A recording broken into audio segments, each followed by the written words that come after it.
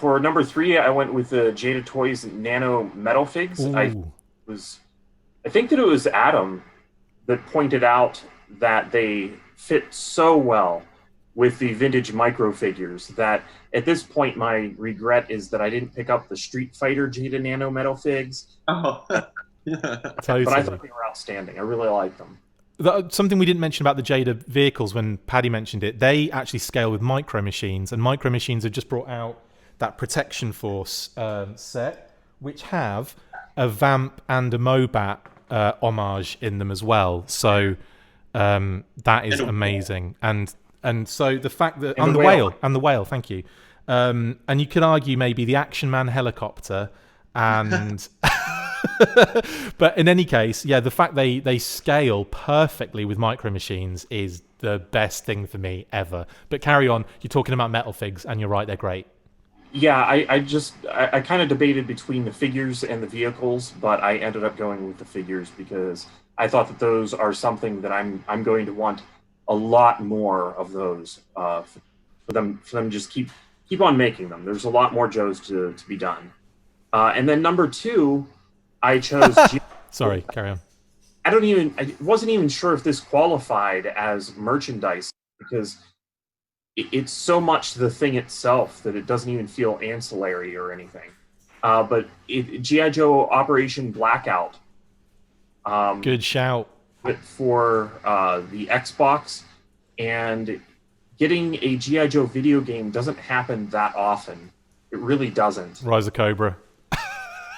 Getting one that I can go back to and play and have fun with is kind of great. And after you explained to me how to target people, I've been better at the game. It's amazing, honestly. That revolutionized my enjoyment of that game. Like that first playthrough I did on screen, and everyone's screaming at me in the comments that I can't see because it was too busy playing it.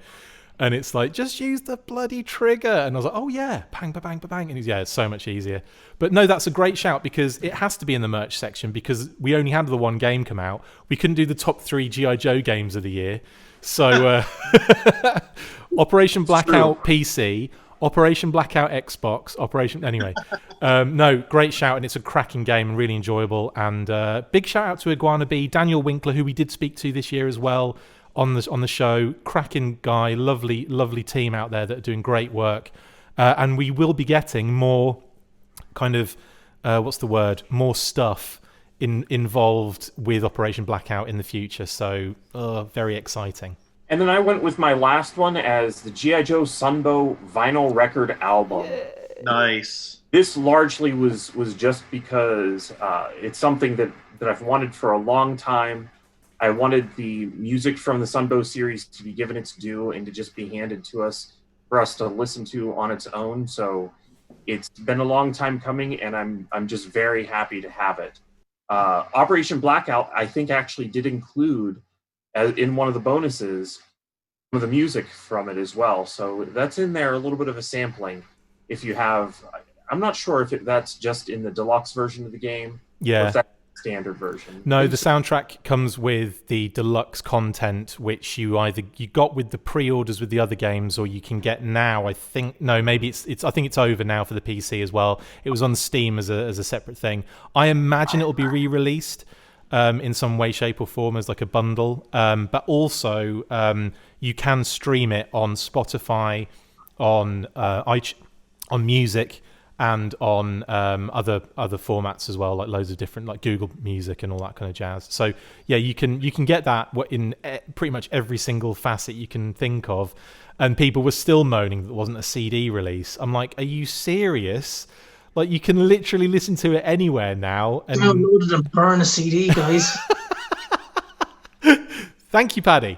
Anyway, yeah, that's a great lineup. No one's a CD player anymore. But like, I get the vinyl because that's like a real retro kind of thing. But CDs, like, are we still clinging on to that? Are we in retro yet with that? I don't know. Probably it's kind of crazy to me. Anyway, the thing I miss about CDs whenever I've had to buy something digitally is I actually like physical, tangible things, and I like the liner notes. But you're getting that with the full-size vinyl, so... Oh, yeah.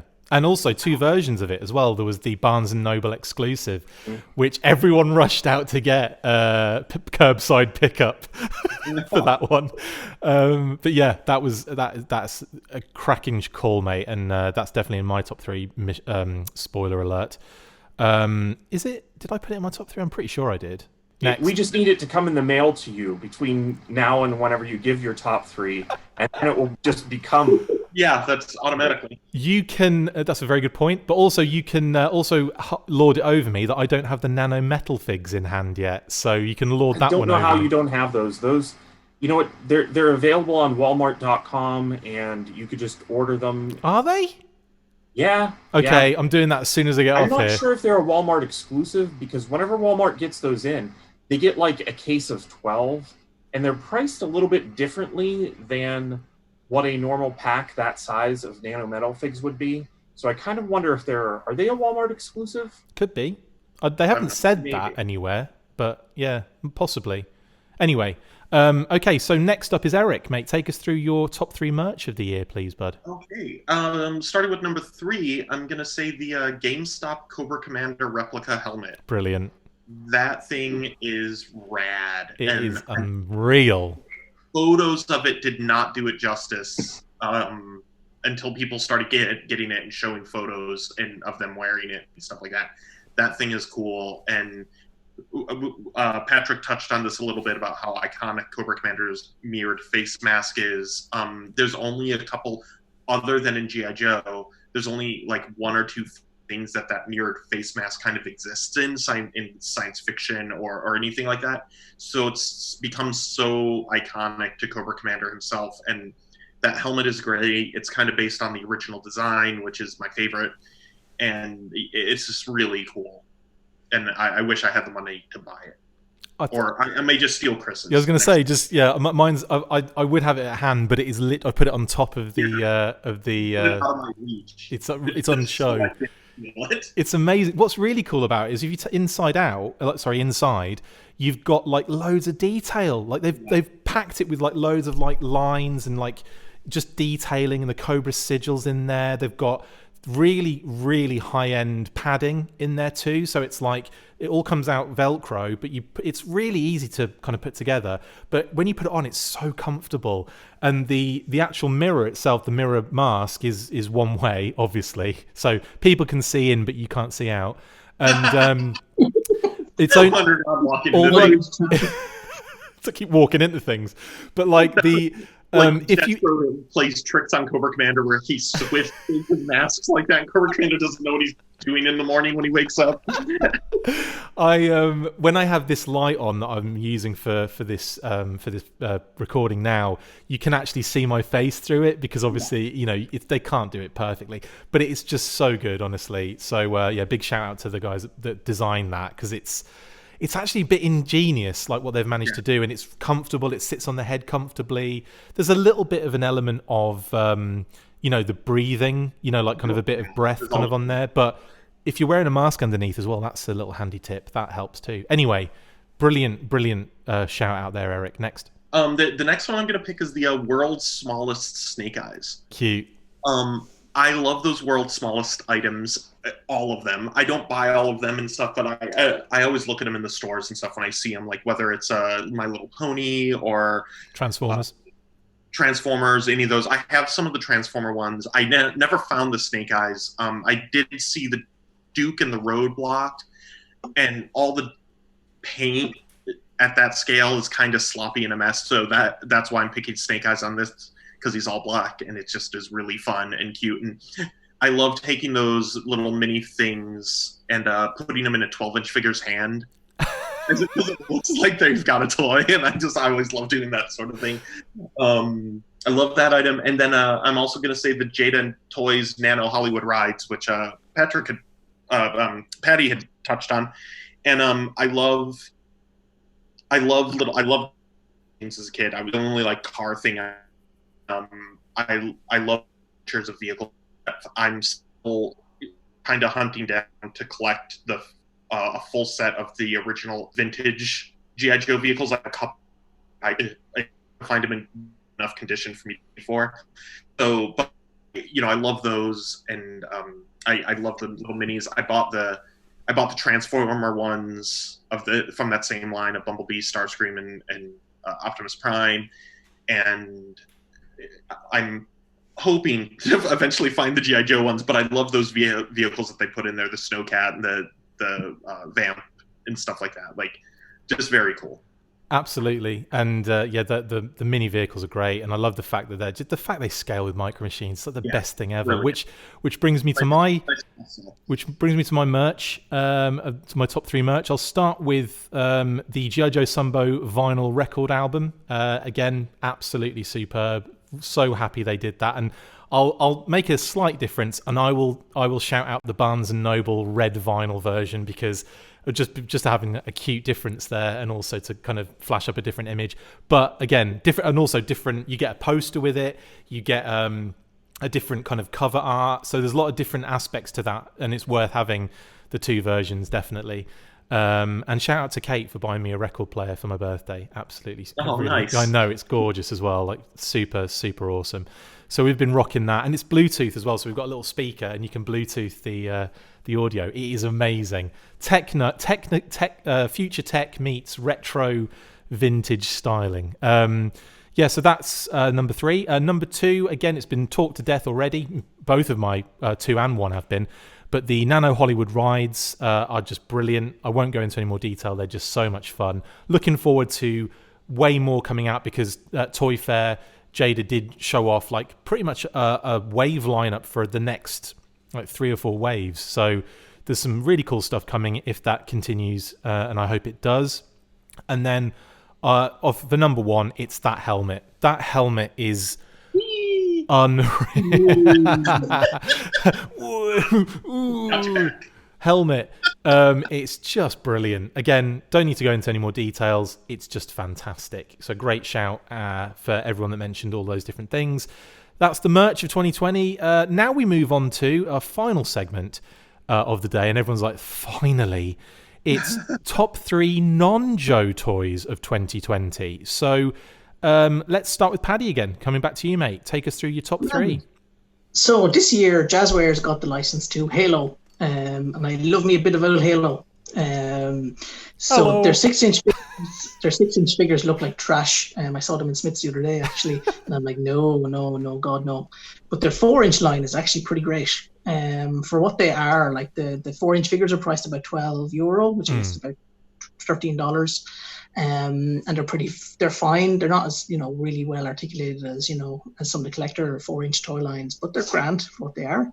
But the real winner, I think, are the vehicles. And I've picked the Halo Warthog from Jazzwares as my number 3. It's nice. It's a huge vehicle. It's like twice the size. It's twice the size of an Striker. Wow. The Warthog. It's the Jeep. It's massive. It's massive. But it's big and chunky. You can fit, quite a few figures in it. And it just looks great. I love that design. So it's only $30 in the shops, and for the price you're paying for it, it is a huge hunk of toy, really solid plastic. Jazzwares has been doing some really great stuff the last couple of years. Like they're killing it. Yeah, so I love that thing. And like I said, I went and bought myself the Mongoose, which is the ATV kind of ferret-looking thing as well, and that's equally solid. So definitely, if you're looking for 3 3/4-inch vehicles, have a look at those, because like I said, they're available now, and they're very affordable for what they are. That's awesome. Second thing, my second toy for the year is because of the lockdowns and not being able to leave the house really a whole lot. I've got into Gundam again in a big way this year. I've always, picked up the odd model kit here or there, but this year, because I had so much free time and not able to go out and do stuff, I got into Gundam model kits in a big way. And also, thanks to our show sponsors, Dublin City Comics, they've opened a Gundam shop across the road from their shop. That's amazing. That's great. Coffee and Gundam, like that's a market, isn't it? Wow. Jeez. So they have a coffee shop, and the coffee shop sells Gundams. I just end up going in every time I go into it. I'm like, yeah, well, I may as well buy something. But the one I picked in for my number 2 is the high grade kit, which is you can build a 4-inch, essentially a 4-inch figure, a little bit more than a 4-inch figure of the RX-78 Gundam from Gundam the Origin. And the reason I picked that one is because it has all of the accessories you'd ever need. It comes with, its laser blaster, a bazooka, shoulder cannon, shield, beam saber, and my favorite thing about figure design, they all have a place on the toy. That's great. So you can literally tool him up like a real bastard. Oh, wow. And I love it. And especially, I'm a sucker for anything with a shoulder cannon. Like, if you tell me he's got a shoulder cannon on it, I'm here for it. I'm here for that. Next time you see me on a recording, I'm going to have a shoulder cannon on. When I get age 40, I'm going to upgrade my body and get a shoulder cannon here. Are you a big War Machine fan then? I am a big War Machine fan. Yeah, called it. I prefer War Machine to Iron Man. So yeah, that's the HD RX-78 Gundam the Origin version. Again, is that your 2000 AD upbringing as well coming through? Do you reckon? Because there was always like it was always like very like when you talk about the Iron Man versus like War Machine was always very a bit rawer, wasn't he? A bit more kind of like. A bit more, I don't know, like old-fashioned in the design, but in a good way. Yeah. Mm-hmm. Well, Iron Man's all smooth, and now he's like just wears a T-shirt that turns into metal, and you're just like, no, come on, it's got, I like the rugged, You've got to have chunky-looking robots, and that's a chunky-looking robot. And again, it takes about 2 hours to build a kit. And Bandai know what they're doing when it comes to model kits. But yeah, it's great. And the number one. And I'm completely blowing smoke up Eric Araña here, is the Series C irradiated zombie. Oh, thank you. Nice. Don't blow that up. He could get some sort of hideous reaction. And the reason I picked this one actually is because I had no idea this one was coming. Because you didn't need me to write a bio for it, so I didn't know this was coming. It doesn't have a bio, so it was a surprise even to Patty. It was a surprise even to me when it was announced, when you guys announced it and said it was going to be a show exclusive at NJCC, and I was like, oh yes, this is exactly what I want. It's one of those figures that I can't put it down. I always have it in my hands, posing it. It's so versatile as well. Like it could go into like literally any line and be really cool and interesting. And I love it. You can use it with your Joes, you can use it with your hacks, you can use it with your Marauder figures. And again, those colors really pop. The transparent green and the yellow, and the accessory coming with the broom was was really a piece of genius on your behalf, Eric. So that's my other than G.I. Joe and Cobra, that's my top toy of the year. Actually, I'd probably like that more than I would like some of the G.I. Joe stuff, to be honest. Great line up there, Paddy. Solid line up there, mate. Paddy, take us through your non-Joe toys, if you would be, please, my man. Patrick. Oh, sorry. It's because you're both Paddies. All right, Paddy number 2. Our name sounds similar. Paddy number 2, could you take us through your... Well, it's just going to echo what Patty just said, so it's more echoing of names. It's my number 3. I chose the Boss Fight Studio Irradiated Zombie. No, I don't like that one. I'm not a fan of that figure. I don't think it's very good. Thank you again. And I just kind of feel like it's a perfect zombie figure. The fact that the Boss Fight figures have the joints that can pop apart, isn't that a perfect play feature for a zombie? Right?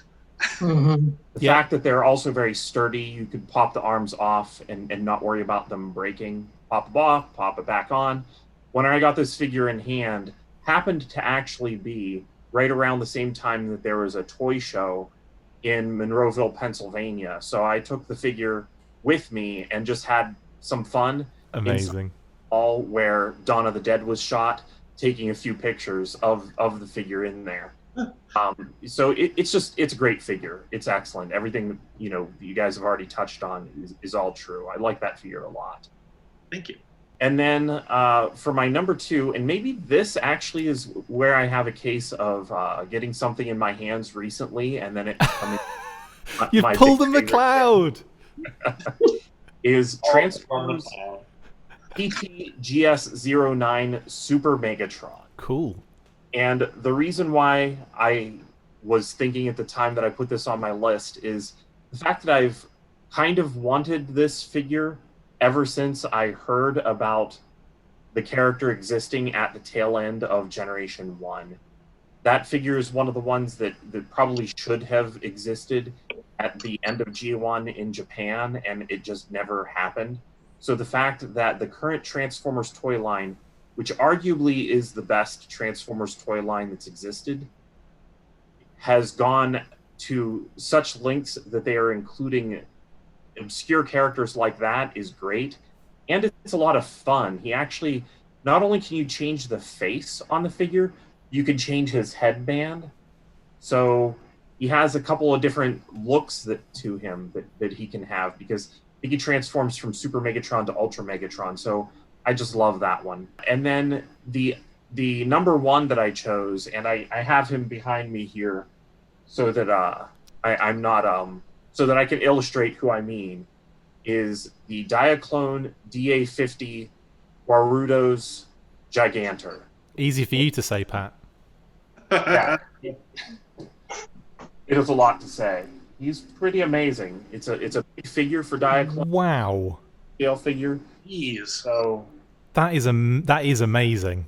The amount of joints on this thing is really ridiculous. You know, he has all the figures that are jointed separately, and then he has all these pods. Like, when these pods pop out, it's actually like a small little pod that a figure can fit in. That's amazing.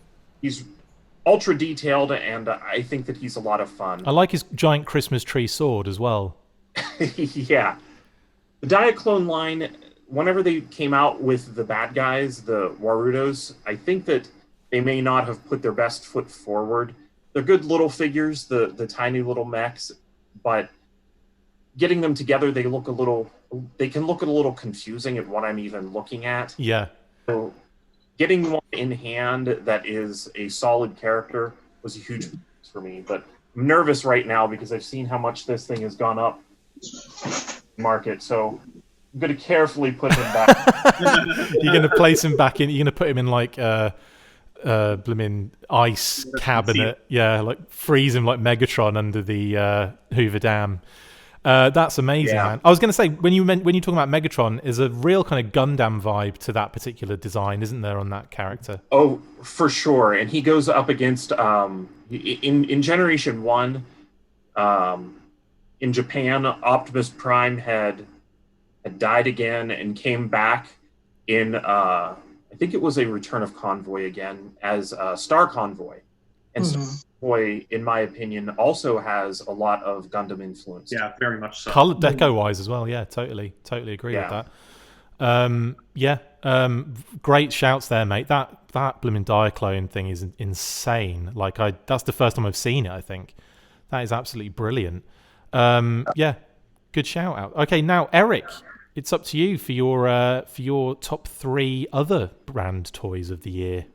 Yeah, so I'm being good and not. Did you pick the Irradiated Zombie as well? Boss fight. Yeah. Figures. Here are all the things I designed this year. Yeah, exactly. So I left boss fight completely out of my choosing. Don't worry, the rest of us filled that in. Yeah.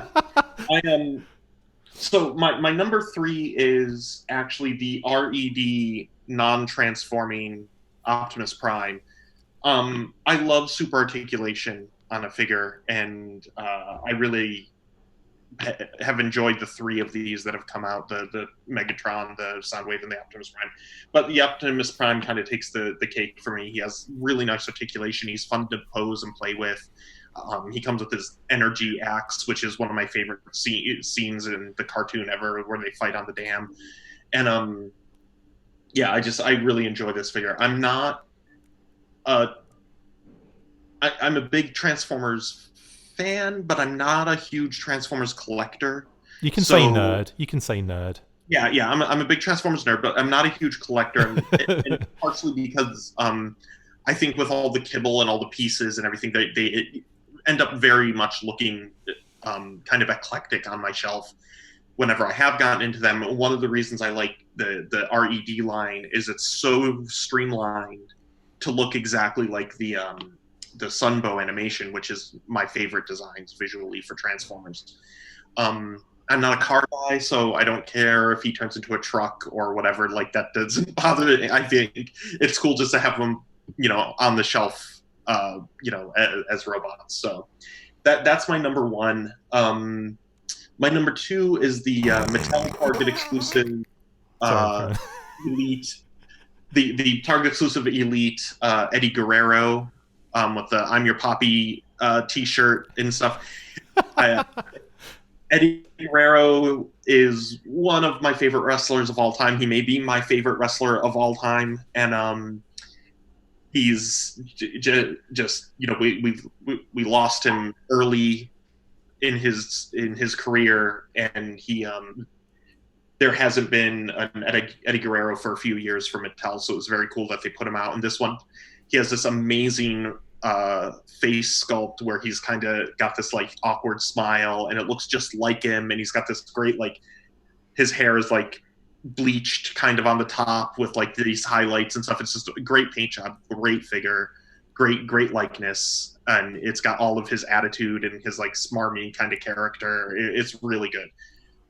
My number one is the Mafex, the Medicom Mafex movie Aquaman.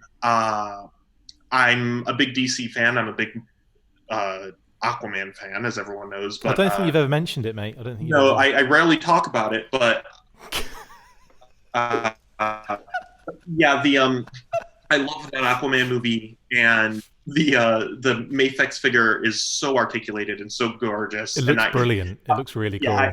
The kind of goldish orange that they got for his shirt is perfect. All the metallic greens and the layers and the articulation the Mafex figure's articulation is always insane. And I have gotten, even though I don't love like a lot of the DC movies like Justice League or Superman or all that stuff, like I do love the Mafex figures of them visually. They're just so much fun to play with. They've got, the big display stands, the extra hands, the extra heads and stuff. They're built very creatively, and their articulation is always top notch. And that Aquaman one just floors me.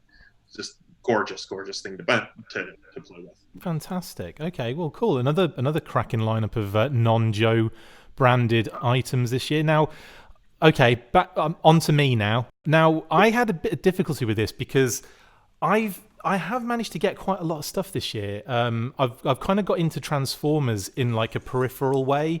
Like I've always been into Transformers, obviously, but it was usually Masterpiece. And where Masterpiece, I feel like, has kind of, I don't know, it hasn't really. It's hard to say. I just haven't been as into it as I used to be. And what I have been really enjoying are some of these little kind of Generation Selects, like little side kind of collector items. They'll pop out every now and again. I picked up that wonderful G2 Deco Megatron, which I just think is the most gorgeous thing ever. Sandstorm as well. I think they both came out around about the same time. They went up, I think, at the same time. Yeah. But Sandstorm only just came in, and he's brilliant. Like, jet mode's gorgeous, the figure's really cool. Like, I really like some of I think the mainline Transformers have improved dramatically this year. Now I'm talking about this, and none of those are actually in my top 3, but I just want to, it's almost like an honorable mention list in a sense. I really enjoyed Gigawatt. Gigawatt. I really enjoyed Gigawatt. I thought that was a cracking retool and really fun, and like loads of personality, and the transformation's really nice, and it's complex enough to be interesting, but simple enough to not want to tear your friggin' face off. It's just a nice balance, and any one of those could have made it into my top 3 this year. But Boss Fight hit so hard with some of the stuff you guys brought out this year. The Irradiated Zombie is actually my number 3. And it is, again, like, mirror what everyone else was saying. Brilliant figure. I won't go into any more details. Just love it. Just absolutely love it. It's like the ultimate, it's an entire light piping. The whole thing is a light pipe. Yeah. It's brilliant. Love it. The deco's gorgeous, etc., etc., etc. In second place, this was really difficult for me because, again, Boss Fight have killed it so much this year with their other main line, like Sam and Max figures came out, and they were absolutely glorious. Andrew and team, an amazing job on that. Just incredible. Like, I had so much fun taking the product shots of those, you know, like on the screen with the computer game backgrounds and everything. I just thought they just popped so nice. They're not even in my list, but they could be. What does nip that to the post, what gets there just ahead of him, just ahead of Sam and Max, is Mimi LeFleur. And again, huge Bucky fan. And to get Mimi in action figure form is, I mean, incredible. Like, I never thought I'd see a Mimi LeFleur figure ever. Like, I just didn't think it was on the cards. And so, big fan of the character. Thought she was great in the cartoon. She looks fantastic. And the figure, it's just exceptional. So my number 2 goes to being a big Bucky fan. Has to go there. And that leaves number 1. Now, number 1, I've mentioned this brand a few times now already. When Wicked Cool Toys got the Micro Machines license, I was over the moon. We did bursts about it. I think I spoke to Pat actually on one of the bursts about that particular license, and I was just really excited for it. Then Hasbro took them over. I think they may have took them over just before the license. I can't remember the details, but Hasbro bought Wicked Cool Toys in essence, but allowed them to keep operating as a company almost, and also basically just ended up licensing them the Micro Machines thing, I guess. So like, it was a weird kind of like mess of things that happened. Anyway, it went quiet for a little while. Toy Fair came out. And boom, we got all this product, and I was like, yeah, it looks all right. Like, I'm into it. I'm excited about it. When the figures dropped in stores, I was blown away. You went nuts. I went crazy, and I bought every single thing in Series 1 I could find. And number 1 has to go to Super Van City. It is incredible. It comes with loads of vehicles as well, like exclusive vehicles with that set.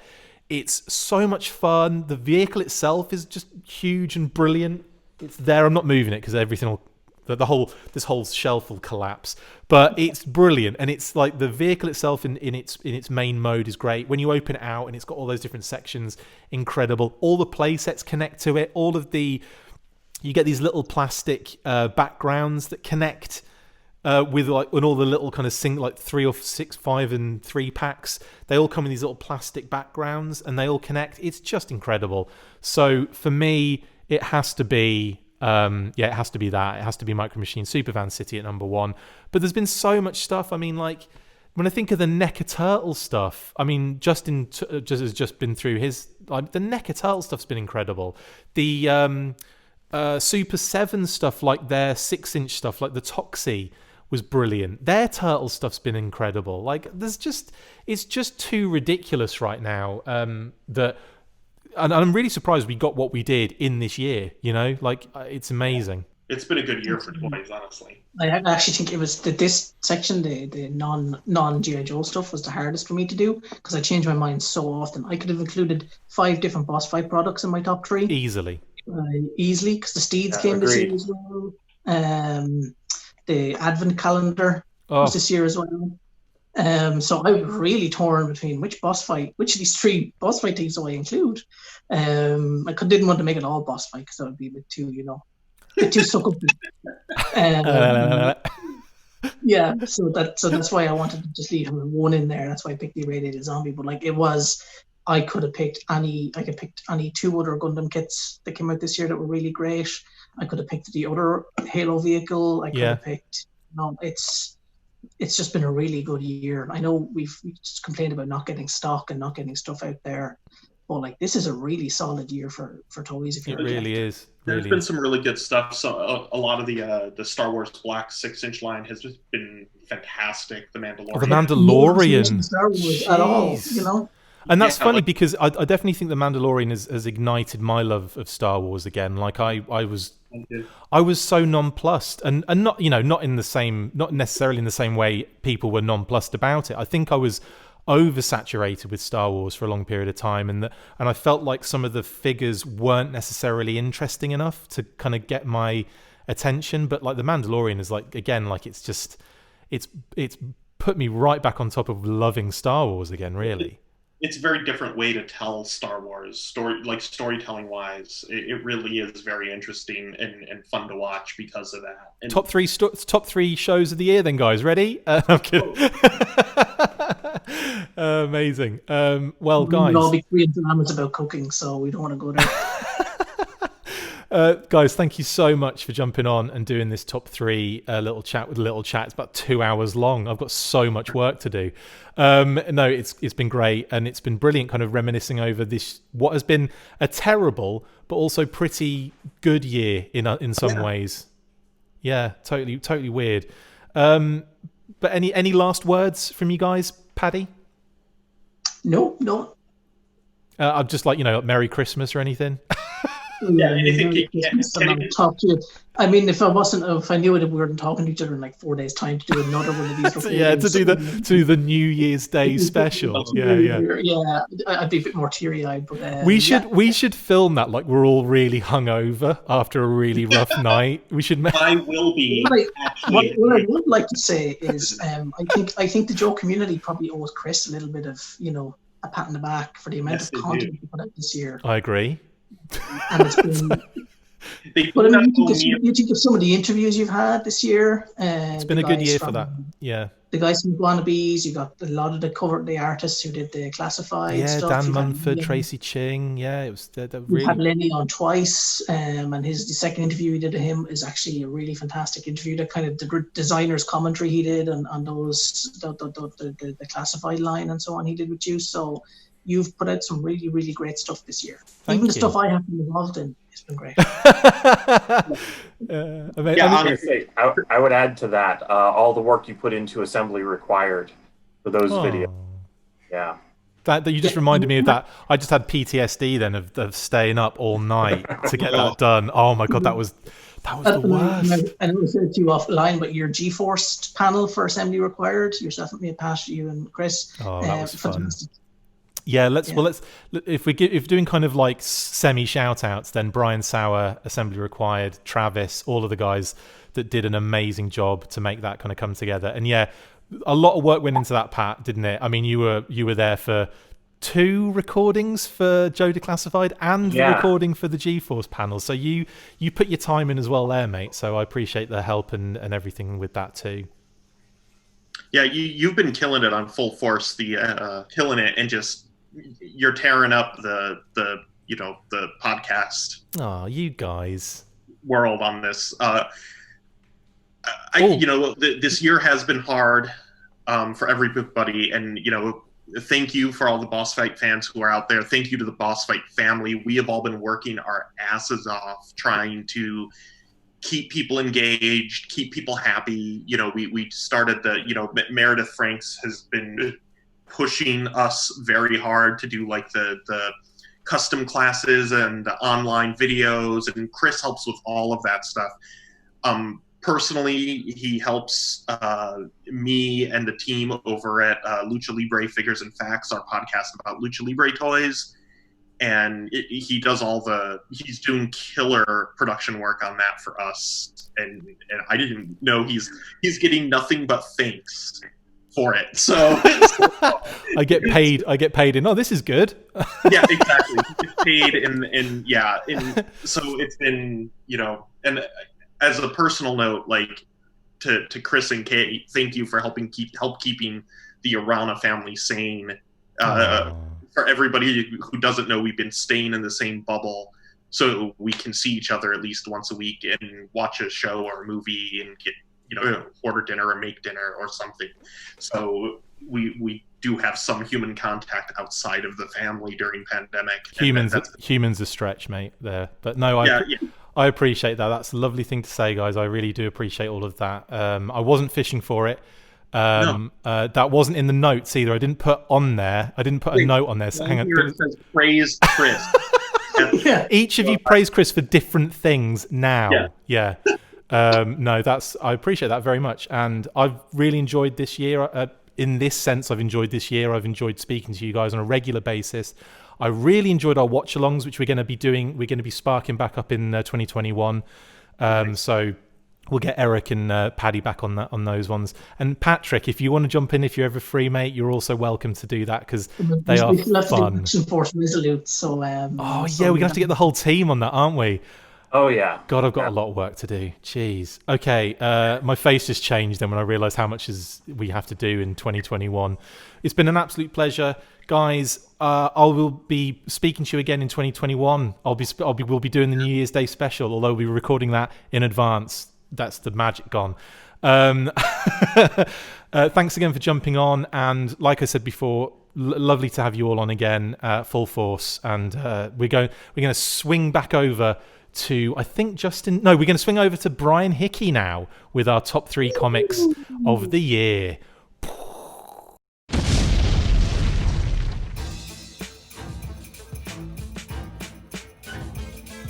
A yearly review would not be complete without a look back at a rather disjointed 2020 in comics. The pandemic caused all sorts of guff with the yearly schedule and almost destroyed the industry completely. Well, have no fear, because somehow it stayed together and still managed to produce some great comics. I am joined by my Comics Burst and Disorder of Battle co-host, Brian the Hick Hickey. So Brian, let's start with our top 3 Joe comics of 2020. If you could, let's start with your third pick, and we'll go from there. Well, third pick for me is going to be issue 273, The Real American Hero. That takes part it's an issue from the Snake Hunt series. Yeah. And it's really, for me, this is the moment where things really start to pick up.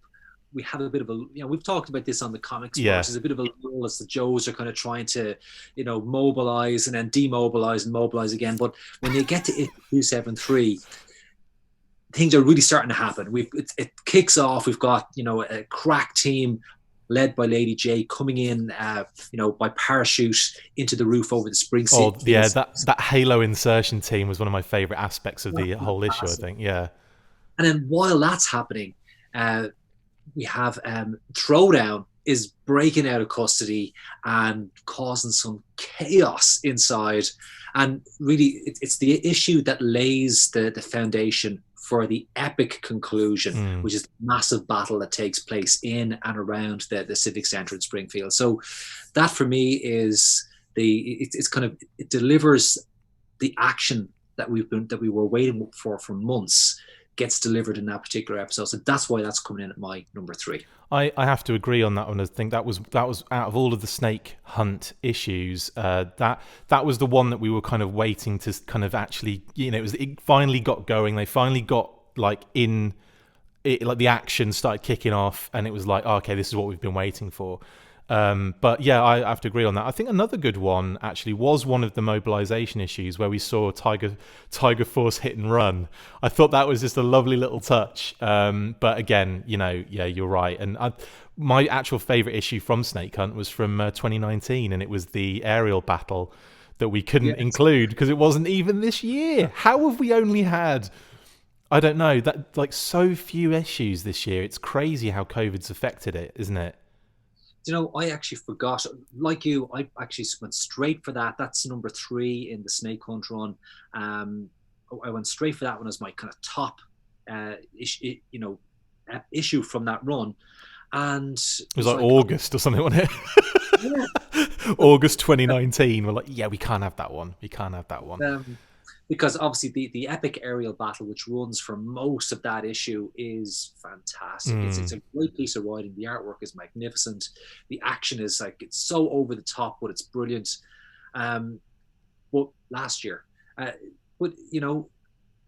said, we had some great comics. Did make it out in 2020, which brings me to my number 2, which number is... 2, lols. Hey. And definitely not a number 2. This is Paul Aller's G.I. Joe number 5. Oh, beauty. With, Jinx on the cover. Is this the Major Blood issue? This is not. I don't think this is the Major Blood issue. Is that issue 4? That was issue 4. This is the Dreadnoughtistan. Oh, Dreadnoughtistan, yes. So, and for me, we get introduced to the Dreadnoughts.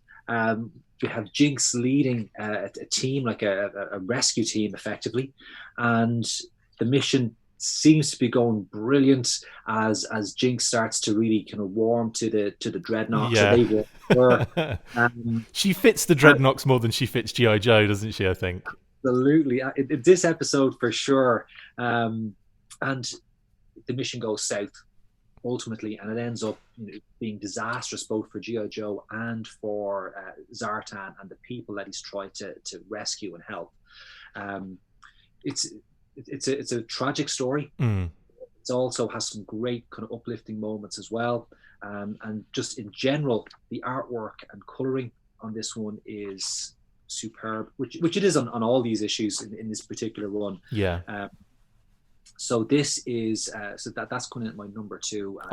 We should also say that Paul Aller and Shorty got immortalized as Dreadnoks in that issue, didn't they? In the kind of mess hall type thing. So shout out to Paul Aller, who is doing an amazing job on that particular comic, isn't he? Absolutely amazing job. There he is. Yeah, there he is. And Shorty, his dog. So adorable. We actually shared that as a memory on Facebook last night. It was, wasn't it? Yeah. I think Chris Evenhouse shared it as well, which is really funny. Awesome. Okay, so they're your 3 and 2. And also, before we move on, actually, that issue is worth mentioning. It's a really interesting take on the Dreadnoks as a faction in that universe, and how they were brought in. They still have that same Dreadnought style and soul and feel about the characters, but there's a much different connotation to their actual situation, and also they're not connected with Cobra. In actual fact, they're almost in opposition of Cobra. Absolutely. So obviously that could change in future, in future storylines, but as it stands, they're almost like a separate faction that is more of a kind of a G.I. Joe rebellion style group, but they do things slightly differently. It reminds me of Red Dawn a little bit. It's got the Red Dawn kind of feel. They're absolutely. There's a justification for why they're so wild and so out there, and which I think is a brilliant piece of kind of character development by Paul Aller. Do what the knock you want. I say that all the time now. Since I read that. Do what the knock you want. Used to say that. The knock I want. Awesome. Well, okay. Well, what is your number 1 of the year? Then this is a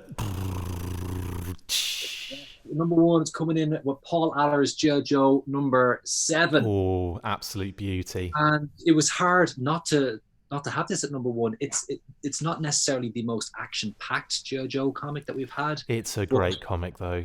It is the most powerful piece of writing in the G.I. Joe universe in 2020, 100%. It's a moving story. If I challenge anybody not to be moved by this story, and there's great contributors to the Joe mythos, this year and in previous years.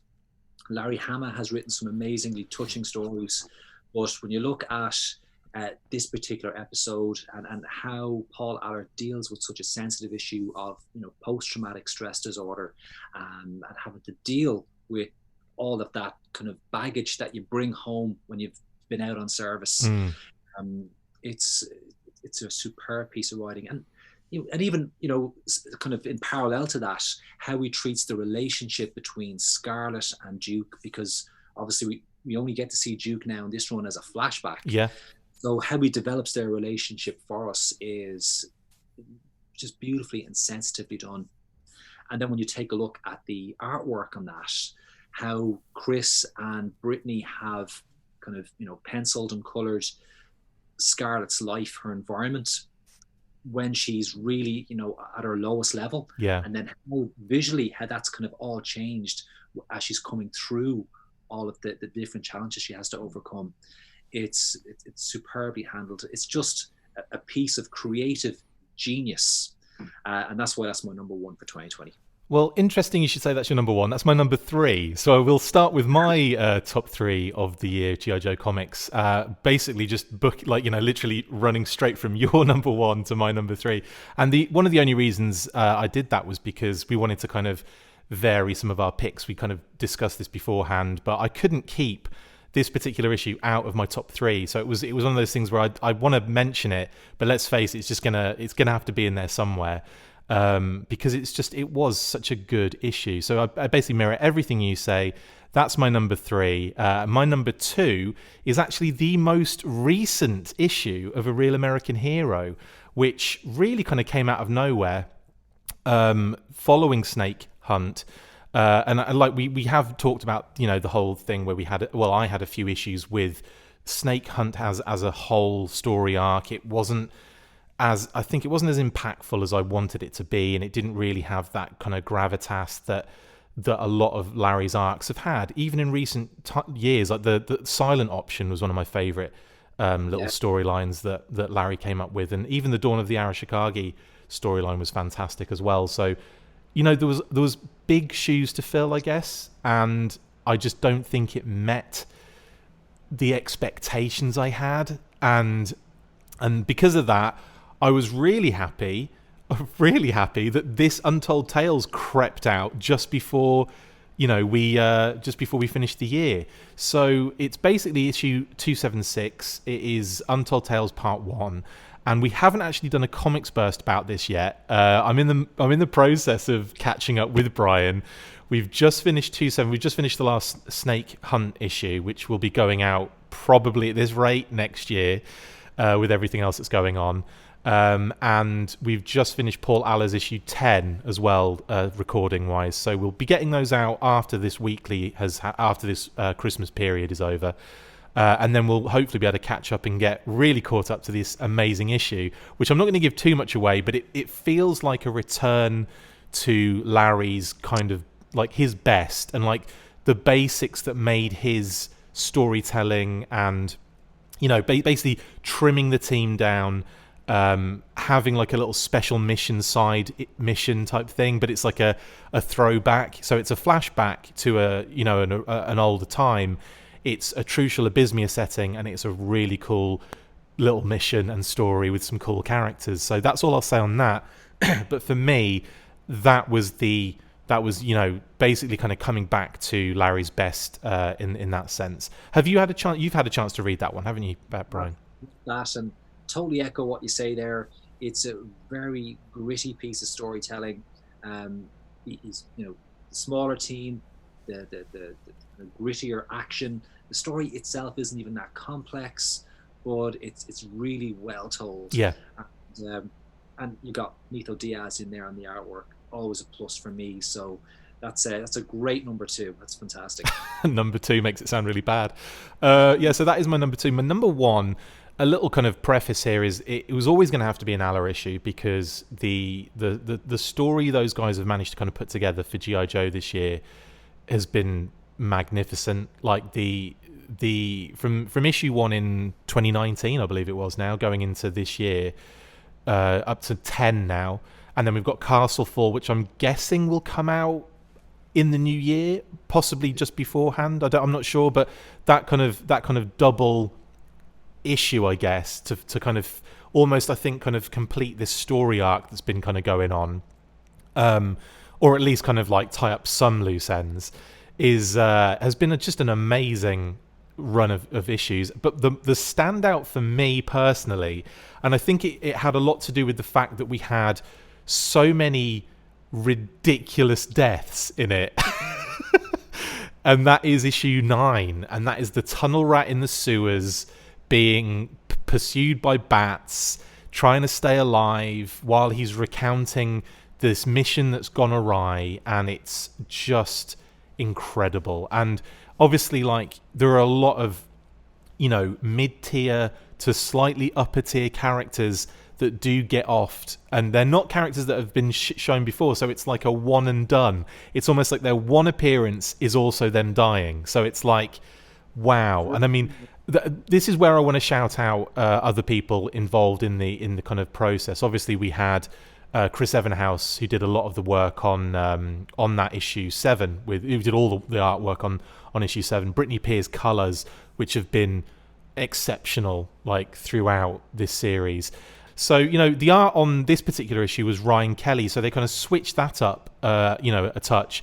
And he came in and did a massive job. And I'm not saying that that's the reason why this issue is my favorite, because Chris Evenhouse's art is sensational, and a lot of those issues have just been so I mean, they've all been solid, but this particular issue, I think it was more to do with the impact of those character deaths, the flashback story in between this chase, this action-packed chase that Tunnel Rat's involved with.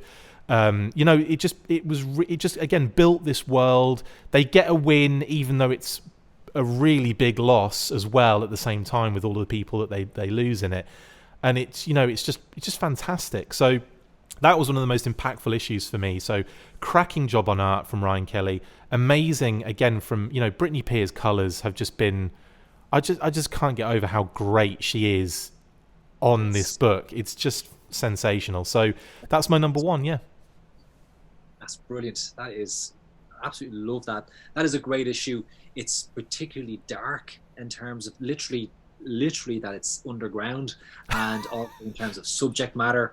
It's and just thinking about it now, that the fact that it is so dark and the reason why it's set underground is actually not an accident. Maybe it's a deliberate visual analogy, but either way, this whole run, the first 10 issues on this particular run, it's just creative.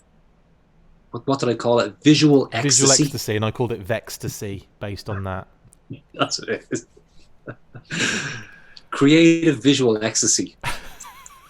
Well, so that's, I mean, yeah, they're our top 3 G.I. Joe comics of the year. We're also going to do, excuse me, obviously we're also going to do our top covers. So let's jump into that now.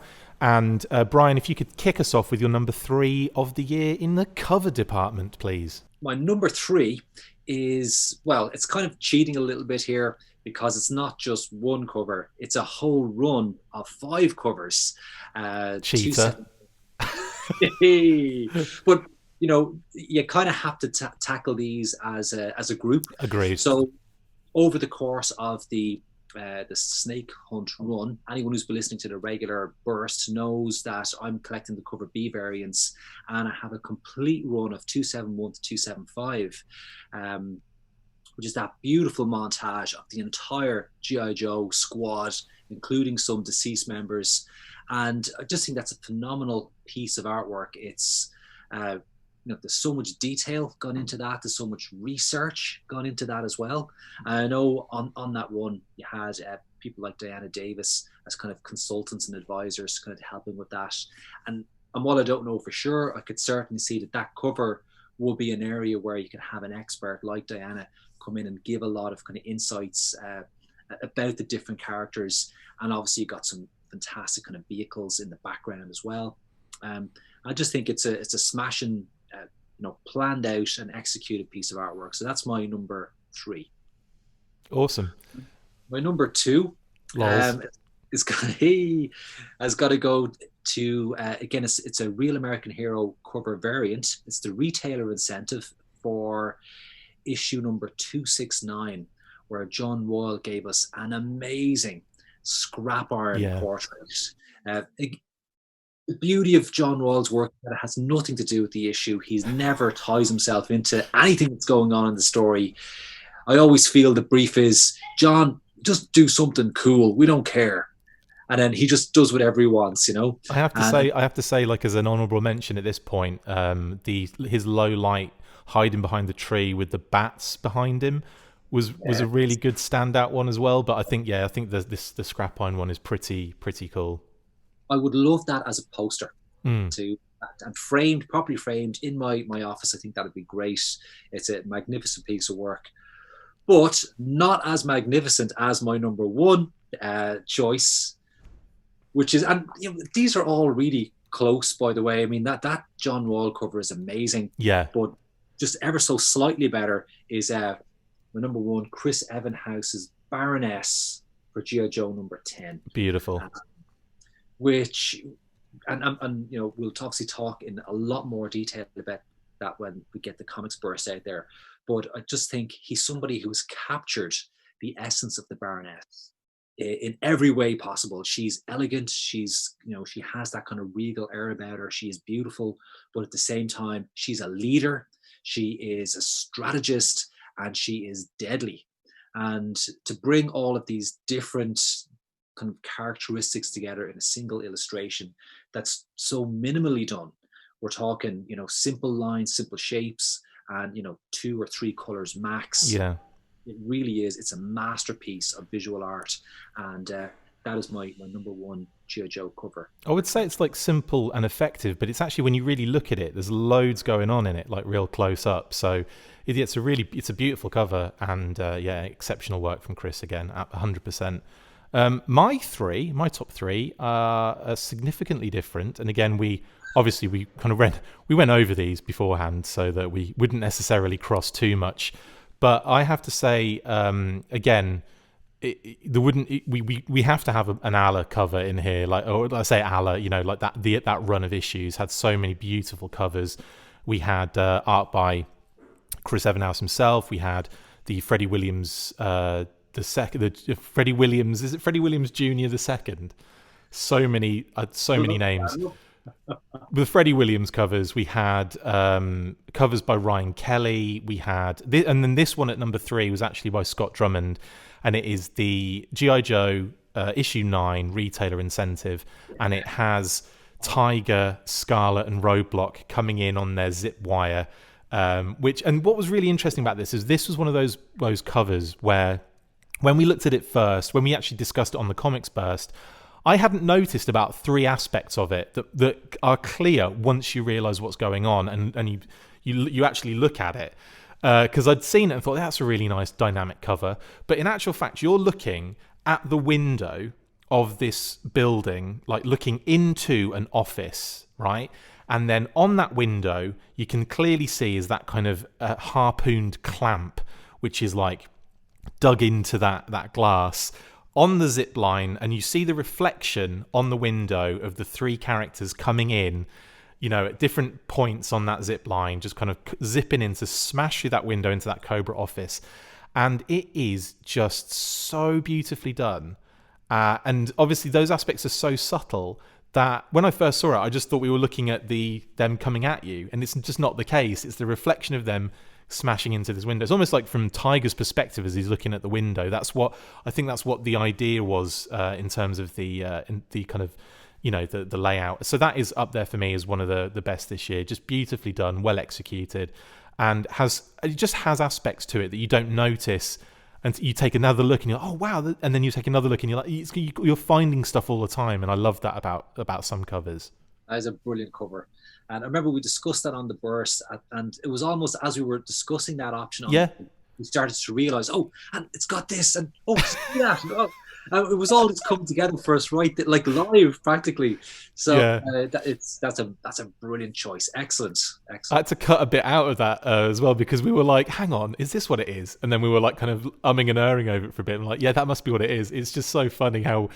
I looked at it because again I'd seen it in detail, and just for some reason hadn't put 2 and 2 together until we actually started taking it apart. But I kind of find that sometimes when we do the Comics Bursts, where we haven't noticed something even in the comic, we'll go through it, we'll see it, and we'll be like, oh, that's weird, and then it'll create a bit of discussion. So that is also quite interesting to have.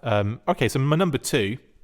Now, again, I come back to the latest issue of A Real American Hero. It's Untold Tales Part 1. It's cover A, and it's art by Nitho Diaz and colours by Tom B. Lang. And it is just, again, it's just really dynamic and vibrant. And Nitho does a great job of throwing in tons of detail, but it doesn't look oversaturated. So, sometimes if you go too much with the detail, it can be like too much to really take in. But this one, it's like, Stalker, Snake Eyes, Scarlet, Torpedo, busting through this window and just, all-out attack, dynamism. It's just wonderful. And I feel like it's almost a return to kind of the basics of what makes G.I. Joe so good. We had a lot of covers that were all Snake Eyes, oriented. Hilariously enough, this one is Snake Eyes oriented as well, but you've also got Stalker in the foreground, Torpedo and Scarlet in the background as well, and it's just really vibrant. And and I love it. And it helps that it's also attached to one of my favorite issues of the year in terms of a Real American Hero too. That's an excellent choice. Again, we're huge fans of Nito's work on this show. His accuracy, his attention to detail, it's outstanding. And he's obviously a major contributor now to the Real American Hero universe. So it's great that he got the cover A variant for that particular issue, and superb choice. Awesome. Well, my number one, and again, we'll preface this with a little bit of build-up, but the fact that we had another comic this year, G.I. Joe related, in Snake Eye's Dead Game, which didn't make like our lists necessarily, but in terms of covers, we had plenty to pick from. Wow. In just the issue 1 alone, which had 36 variant covers. And that's not counting the standard covers that it came with. So I think it was about 40, wasn't it, in the end? But anyway, lots of covers.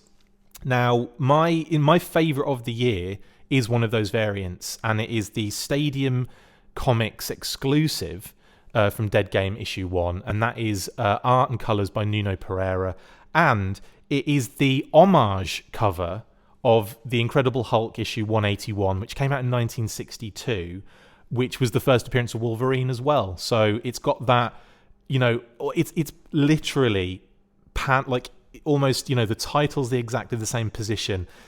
Storm Shadow is the Hulk, so he's in the Hulk's position. Snake Eyes is Wolverine, he's Wolverine's position. He's like attacking. They both got the swords on them. They're having a sword fight. And then the Wendigo in the background is Cobra Commander, kind of like waving his fist in the air and everything. So I absolutely adore this particular issue. What is funny and doesn't actually translate 100% is the fact that on the original, the Hulk is the little title card image, like in the top left-hand corner, the one that would always be kind of up there with in the corner in the box. And that obviously on the Dead Game cover is Storm Shadow, but they've used Snake Eyes instead. So there's a little inconsistency there. But in all honesty, it's just a beautiful homage cover. I'm always a sucker for it. It's one of my favorite covers of all time. Anyway, I'm a big Wolverine and Hulk fan, and I've loved that cover for years. So that's my number one basically this year. That is a brilliant choice for the number one. And the Dead Game series, we've only covered issue number 1 with our kind of comics. Yeah. We will be coming out with issues 2 and 3, and we'll talk a little bit more about that. But the covers, you can't not talk about that series and not give the covers a mention, because they're actually amazing. One of the best things about that run is the covers, and it would be great to actually have a book that just collects those covers. I think that would be an awesome thing to pick up, maybe after the series is completed. It'd have to be a 6-volume like mega encyclopedia, that wouldn't it? Like, it's so many of them. I mean, they've wound it down in issues 2 and 3, but you've still got multiple exclusive covers for those issues. So it's really funny that, anyway, to me. But yeah, anyway, take it right. Well, that's G.I. Joe covered. We also wanted to run by our kind of some of our favorite issues of the year, non-Joe related. So Brian, why don't you take us through your top 3 in that segment for me as well, for us, please? I'm going to go through these really quick. And these won't focus on specific issues per se, but it's just to give, I suppose, an honourable mention to some other great series that are out there. Sure. My number 3 is one that just finished up in January of 2020. So book 4 of Brink finished there, as I say, in January 2020. It was running in the weekly episodes or the weekly issues of 2000 AD. And it's likely that it'll be collected as a trade paperback. But effectively, it's a sci-fi, futuristic story. It's where humanity lives not on the Earth because it's now ruined, and they live in these huge space stations in this kind of ring called the Brink. And it follows the lead character is Bridget Curtis. She's a police investigator, and she stumbles into a sect that worships a giant space god demon type. Amazing. And that's the kind of the running thread over the 4 books. And and the story's not fully resolved yet. So book 5 will hopefully be due sometime, maybe 2021, maybe late 2021. But that would be a fantastic book to pick up on. Anyone who wants to check it out, the first 3 books are out there as trade paperbacks. You pick them up on Amazon or any kind of major, book retailer. Awesome, amazing. My number 2 is Coffin Bound, and I just want to grab my issue of Coffin Bound here. This has been ongoing. There's 8 issues out so far. This is by Dan Waters writing, and Danny. So this is a maybe a bit on the surreal side of things, but it follows Izzy Tyburn and Takwa as they basically are on very self-destructive paths. The artwork by Danny is beautiful. It's colored by Brad Simpson. Visually, it's stunning, absolutely stunning. Awesome. And Dan Waters' script and character development is magnificent. It is on the surreal side, though, as I say. So if you're looking for something that's a little bit more, off the charts, this is something that's worth checking out. Fantastic. My number one is goes to Monstrous. I've been following this series now for a while. This is by Marjorie Liu and Sana Takeda. The very latest issue is a kind of a spin-off. It's called Talk Stories.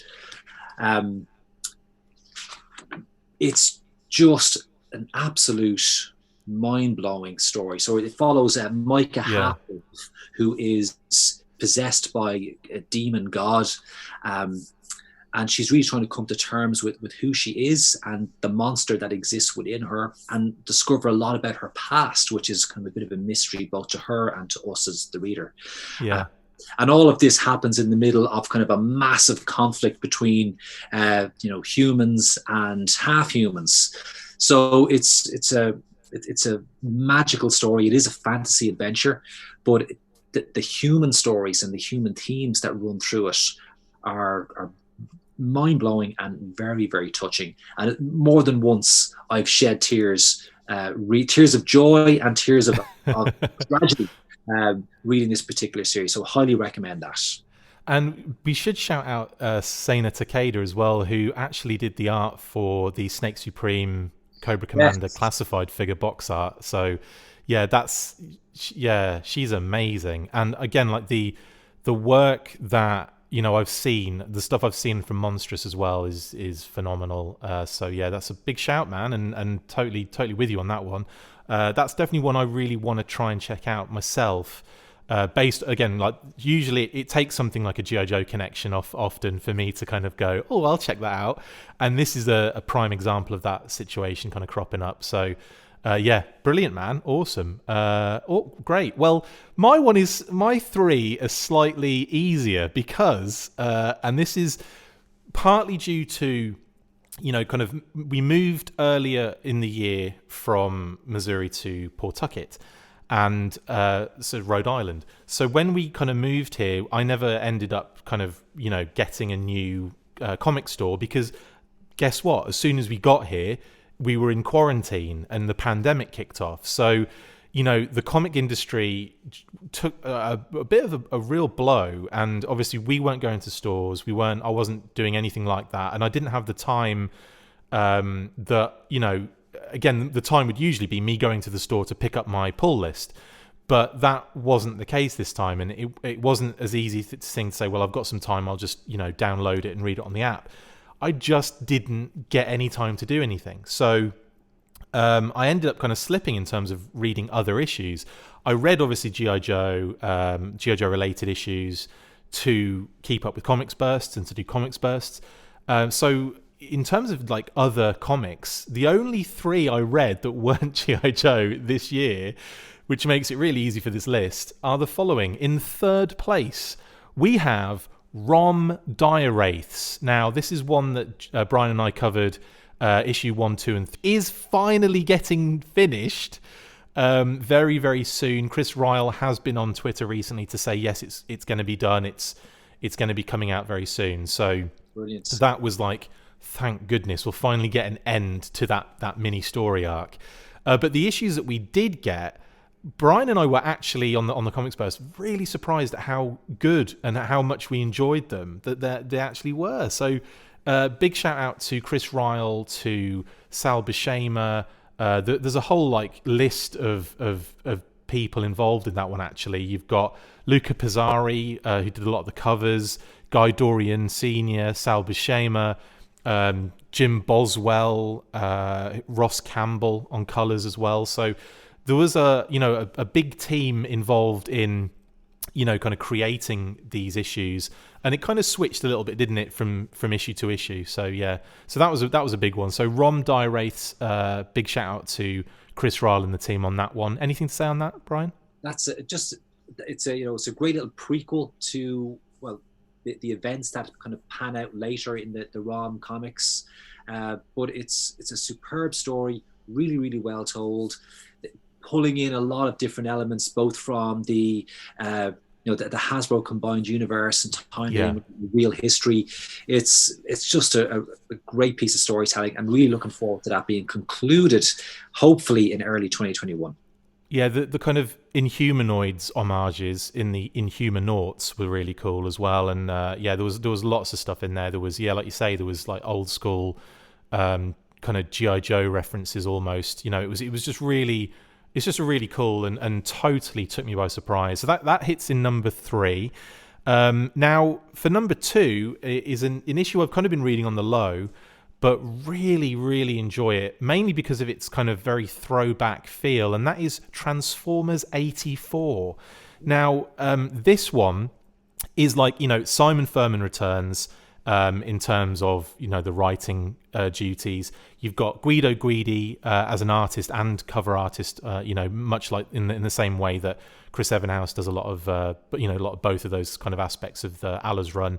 And of course, John Paul Bove, good friend of, mine and Kate's, love John to death. John Paul, he's amazing and funny as hell. And, big shout out to Jess as well. They're just the best. I love those guys. And his colors on this are just fantastic. He's one of the best colorists in the business, and he's always, he does a lot of kind of low level stuff. He does some amazing mainstream stuff, and this is one of those issues. Like this Transformers 84 is a really good one for him because it just complements like some of those old school styles, Simon's old school writing. Guido's art is very much like the old school Marvel issues. So this is one of those ones that I've just been really enjoying. I think there was obviously the issue 1 was in July, but there was an issue 0 way before that, possibly even in 2019, that started this whole run of issues. So big shout out to the guys that are doing amazing work on Transformers 84. My first place, though, and again, this was a surprise, goes to the series that is Transformers versus the Terminator. And I know you're all probably thinking, really?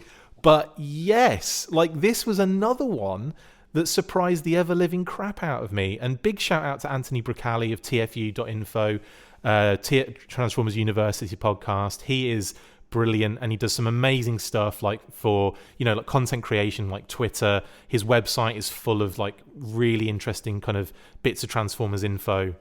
He's like an encyclopedic knowledge of Transformers, and he's a great guy, and he's been doing the Comics Burst with me for that particular run of comics, and we were both seriously taken by surprise. Now he's a hardcore Transformers guy. I love Transformers, but and in the same way that I'm a hardcore in the G.I. Joe community, he is that way with Transformers, and probably more so. And he, as we were going through these comics, we were just really surprised at how much we were enjoying them. Like the first issue just hit in every single thing that, it wasn't it's not groundbreaking, but it was just really well done. It spliced these two universes together, and it made sense.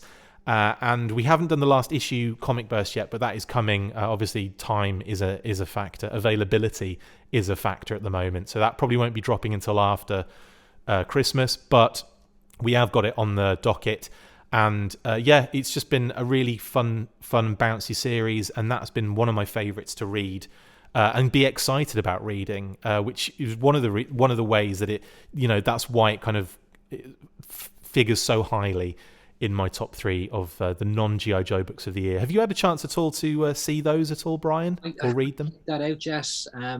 But I am intrigued, and I'll probably wait till it comes out as a trade, and then I will pick that up. But what a concept! Transformers versus Terminator. It's like, I can only imagine how awesome that's going to be. So, and I tell you what, we talked covers earlier. There are some absolute stunners on the Transformers versus Terminator covers.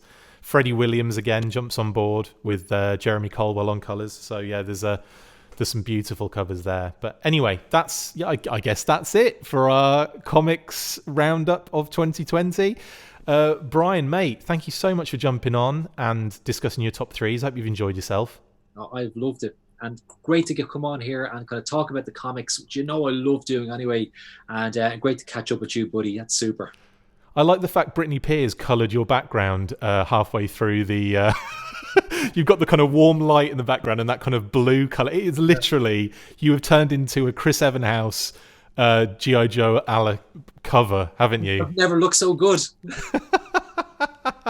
Mate, thank you so much. And we'll be doing our comics bursts through beyond this. So you'll hopefully see one before this weekly comes out. But I've got a lot of work on, so who knows? Anyway, Brian, we'll catch you later on the comics burst, mate, and see you on the other side. Cheers, buddy. See you then. Take care, guys. Bye-bye. Bye.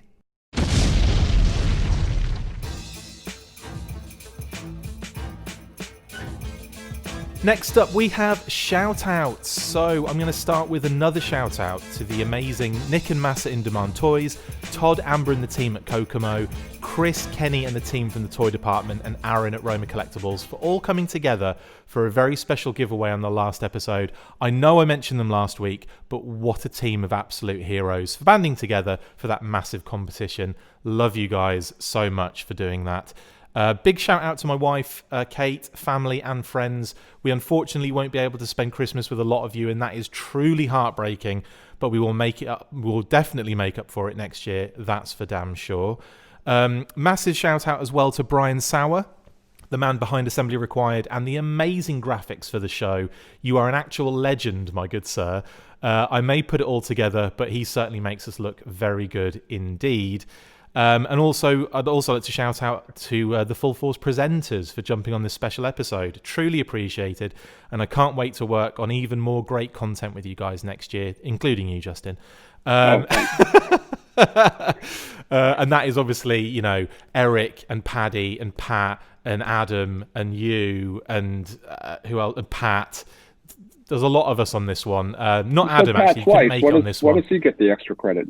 Pat gets it twice because I called him Paddy in the last segment by accident at no, one point. Pat deserves every bit of credit. You should say his name like 4 or 5 times. This guy is. So Pat, Paddy, Eric, yourself, me, Brian Hickey, of course, for the comic section.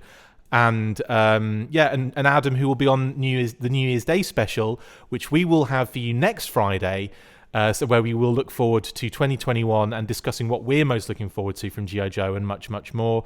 Justin, any shout-outs? Anything you want to say?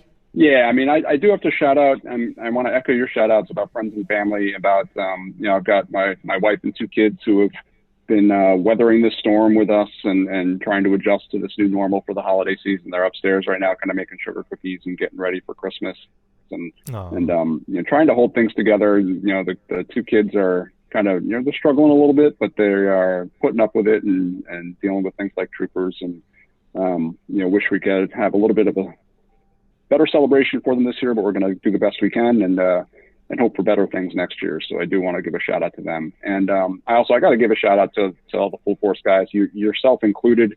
It's been a tough year. It's been a tough year for everybody. It's been a tough year for you, I'm sure. It's been a tough year for me. G.I. Joe is kind of that little bastion of relief, that kind of that island in the storm, so to speak. And being able to come on the show and do some of these recordings with you, even when I seem a little tense when you ask me if I've got, 5 minutes on a Friday to do a news burst, and I'm kind of like, I love doing this. I love chatting with you. I really appreciate and value what you do for the community, what you do for me. You're a great guy, Chris, and it's really great that you're kind of carrying you're sort of shouldering the bulk of the lift for, G.I. Joe news, and the amount of work that you do and the amount of care and effort you put into it. It's amazing, and you should be proud. And I'm very proud and honored that you included me in this ride. And thank you very much. And I really value your friendship and value what we do on this show on a weekly basis. So thank you very much. I promised myself I wouldn't cry, but I did put all that in the script for Justin to read. So yeah, I'm reading it. It's great. I hope I didn't miss any words, Chris. Is that good enough for you? I'll grade it afterwards. No, mate, come on. That's a lovely thing to say. I really appreciate that. And this, yes, we've put a lot of work into this, but honestly, you guys do so much for me as well to kind of help, and it's great. And it's just something I enjoy doing and something we enjoy doing. So yeah, long may it last into, many, many years into the future. Absolutely. And of course, 2021, let's just hope for a much better year for everybody. We've all... Yes. We've had some serious horrible things happen this year on an individual basis, personally, on as a combined community. It's just been rough. So this is like love out to everybody this year. Let's drop all the BS, and let's just be good to each other going into 2021. And yeah, just have a good year for a change. And anyway, yeah, we'll keep going at the full force. Justin, I can't believe you said all that. That's amazing, mate. Thank you so much. And that's the best shout out you've ever done. It only took like all this time for you to do a proper shout out. Well, what can I say? I hit a home run when I get the chance sometimes. Not very often, but sometimes. He Babe Ruth that one. He pointed where he was going to hit it, and then he just smashed out of the park. Anyway, it's been an absolute pleasure, this one. It's a long old episode, I know. If you're still with us, congratulations. But that brings us to the end of this episode. Thank you for watching the Full Force Weekly, the festive Full Force Weekly. Massive thank you to all my awesome co-hosts, Eric, Paddy, Patrick, Brian, and of course your good self, Justin, and Adam as well, who couldn't be on this one. See you next year, guys. And as always, for this episode, full festive. Well, let's do it together, Justin. You ready? And we've added another word in this one. Are you ready? I've got it. On 3, 1, 2, 3. Full festive force. I love the delay every time. It's brilliant.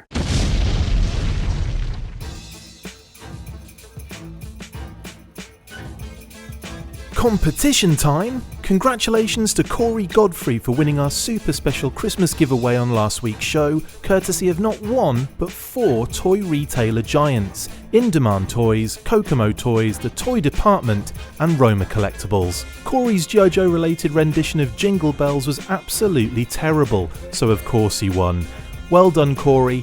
We hope you enjoy all that lovely G.I. Joe swag. No competition on today's show, but check out our New Year's Day special episode next week for a new giveaway and a brand new year to get started the right way. Full force.